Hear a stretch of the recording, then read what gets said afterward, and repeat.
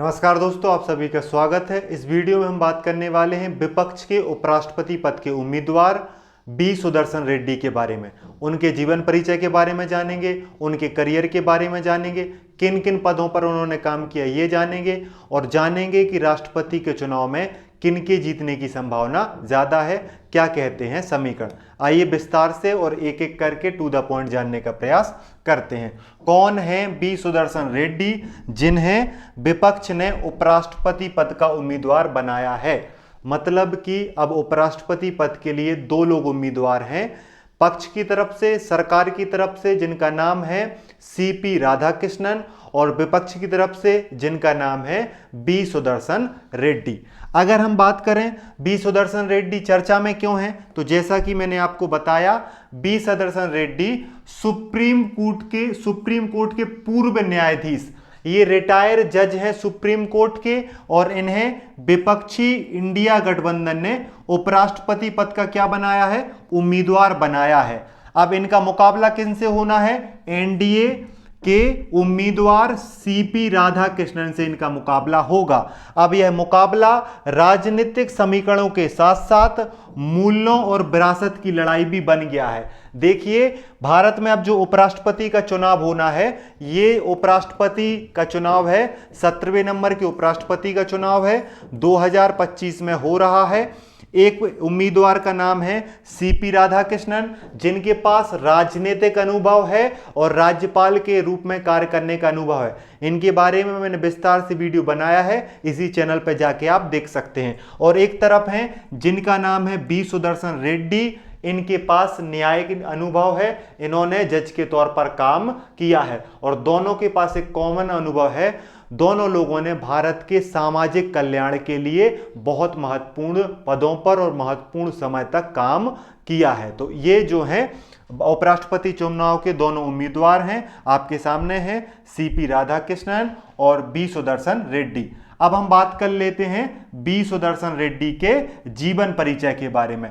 अगर इनकी बात करें, नाम क्या है, बी सुदर्शन रेड्डी। बी सुदर्शन रेड्डी जी का जन्म हुआ था 8 जुलाई 1946 को। इनका जन्म आकुला मायलरम गांव, रंगारेड्डी जिले, आंध्र प्रदेश में हुआ था। जिस समय जन्म हुआ था उस समय वो गांव जो है वो आंध्र प्रदेश में आता था, वर्तमान में ये गांव तेलंगाना में आता है। इनका पेशा सुप्रीम कोर्ट के पूर्व जज हैं और साथ में पूर्व लोकायुक्त भी हैं। बहुत इंपॉर्टेंट क्वेश्चन है, बहुत इंपॉर्टेंट फैक्ट है। आपसे अगर पूछा जाए गोवा के पहले लोकायुक्त कौन थे, तो गोवा के पहला लोकायुक्त जो हैं वो बी सुदर्शन रेड्डी बनाए गए थे। इन्हें इनके प्रगतिशील फैसलों के कारण और ईमानदारी के कारण इन्हें जो है न्यायिक क्षेत्र के लोग जानते हैं, और इन्हीं महत्वपूर्ण जो विशेषताओं के कारण, इनके न्यायिक अनुभव के कारण, इनकी ईमानदारी के कारण, इनके सामाजिक रूप से किए गए कार्यों के कारण इन्हें उपराष्ट्रपति पद का उम्मीदवार बनाया गया है विपक्ष के द्वारा। अगर हम बात करें बी सुदर्शन रेड्डी जी की शिक्षा की, तो इन्होंने बीए और एलएलबी की पढ़ाई करी है, और वो भी कहां से करी है, उस्मानिया विश्वविद्यालय से इन्होंने एलएलबी की डिग्री प्राप्त करी थी। और 27 दिसंबर 1971 में ये हैदराबाद में आंध्र प्रदेश की बार काउंसिल में अधिवक्ता के रूप में पंजीकृत हुए थे। मतलब बी सुदर्शन रेड्डी वकील कब बनते हैं, अधिवक्ता कब बनते हैं, 1971 में बनते हैं, और 1973 में ये अध्यक्ष बन जाते हैं Andhra Pradesh high court advocate association के अध्यक्ष बन जाते हैं। 1971 से 1993 में ये क्या बन जाते हैं, अध्यक्ष बन जाते हैं। मतलब 22 वर्ष हैदराबाद या आंध्र प्रदेश हाई कोर्ट में काम करने के बाद ये एडवोकेट एसोसिएशन के अध्यक्ष बनते हैं, और इसके बाद ये कानूनी सलाहकार के रूप में कार्य करते हैं उस्मानिया विश्वविद्यालय हैदराबाद में स्थित है। और ये फिर अतिरिक्त जज आंध्र प्रदेश में हाई कोर्ट के जज बनते हैं। पहली बार ये जज कब बनते हैं, 1993 में बनते हैं। फिर गुवाहाटी हाई कोर्ट के मुख्य न्यायाधीश कब बनते हैं, 2005 में बनते हैं, और सुप्रीम कोर्ट में जज के तौर पर 2007 से 2011 तक कार्य करते हैं। सुप्रीम कोर्ट से रिटायरमेंट होता है 2011 में। उसके बाद ये सामाजिक कल्याण के कार्यों में लग जाते हैं। कुछ समय तक ये गोवा में लोकायुक्त रहते हैं, लेकिन उनका वहां पर जो है पद या कार्यकाल ज्यादा नहीं रहता है। ठीक है, तो आपसे अगर कोई पूछे बी सुदर्शन रेड्डी ने जो है अध्यक्ष कब बने, वो Andhra Pradesh high court advocate association के 1993 में। जज कब बने आंध्र प्रदेश हाईकोर्ट में, 1993 में। मुख्य न्यायाधीश कहाँ के रहे, गुवाहाटी हाईकोर्ट के रहे। गुवाहाटी हाईकोर्ट असम हाईकोर्ट, असम का हाईकोर्ट है गुवाहाटी हाईकोर्ट। 2005 में वहां के मुख्य न्यायाधीश बने और सुप्रीम कोर्ट के जज रहे 2007 से 2011 तक। अब हम जान लेते हैं बी सुदर्शन रेड्डी जी की प्रमुख उपलब्धियां और योगदान क्या रहे हैं, उसके बारे में जान लेते हैं। तो देखिए, इनका योगदान और उपलब्धियों की बात करें तो इन्होंने गरीब और वंचितों की आवाज बने और संवैधानिक अधिकार और सामाजिक न्याय को बढ़ावा देने वाले प्रमुख फैसले दिए जब ये न्यायाधीश रहे, चाहे वो गुवाहाटी हाईकोर्ट में न्यायाधीश रहना हो या सुप्रीम कोर्ट के जज के तौर पे। इन्होंने गरीब और सामाजिक न्याय के फैसले दिए। ये गोवा के पहले, इनका महत्वपूर्ण योगदान है, ये गोवा के पहले लोकायुक्त बने थे वर्ष 2013 में। रिटायरमेंट के बाद पारदर्शिता और भ्रष्टाचार विरोधी संस्थान की नींव रखी और उन्होंने कोशिश किया कि भ्रष्टाचार को कम किया जा सके। ठीक है, और इसके बाद अगर देखें तो युवा वकीलों के मार्गदर्शक हैं। भाषणों और व्यवहारिक मार्गदर्शन से नई पीढ़ी को प्रेरित किया है।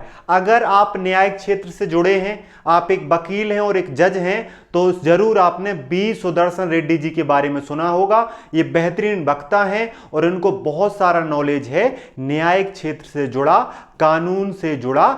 जो महत्वपूर्ण इनका अनुभव है वो आज भी युवा पीढ़ी के वकीलों के लिए एक मार्गदर्शन का कार्य करता है। तो ये सुदर्शन रेड्डी जी की प्रमुख उपलब्धियां और योगदान है।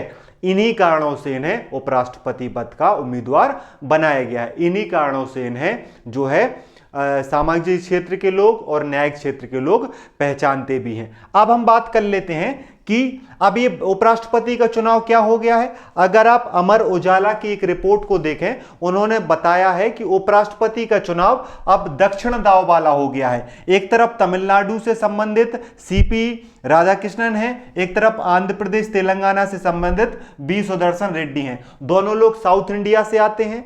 अगर हम बात करें सीपी राधाकृष्णन की, तो कोयम्बटूर से 2 बार सांसद रहे, तमिलनाडु भाजपा के अध्यक्ष रहे, झारखंड तेलंगाना के राज्यपाल रहे, अभी महाराष्ट्र के राज्यपाल हैं। वहीं बी सुदर्शन रेड्डी आंध्र प्रदेश उच्च न्यायालय में जज रहे, गुवाहाटी हाई कोर्ट के चीफ जस्टिस रहे, 2007 से 2011 तक सुप्रीम कोर्ट के न्यायाधीश रहे। तो एक तरफ न्यायिक अनुभव, एक तरफ राजनीतिक अनुभव, और ये दोनों लोग जो हैं उम्मीदवार बना दिए गए हैं उपराष्ट्रपति चुनाव 2025 के।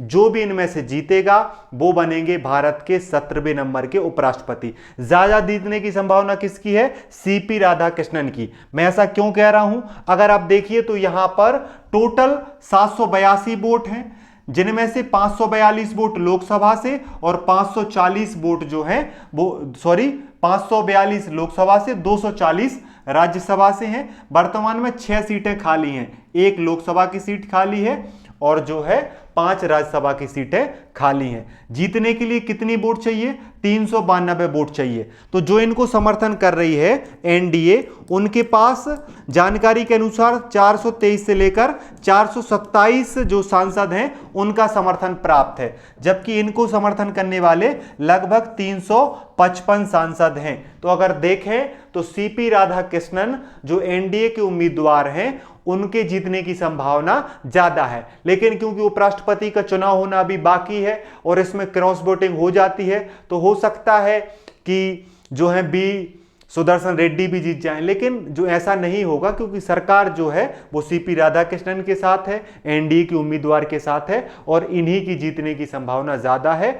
9 सितंबर को वोटिंग होनी है। देखने वाली बात यह है कि कितनी अधिक वोटों से जीतते हैं सीपी राधाकृष्णन।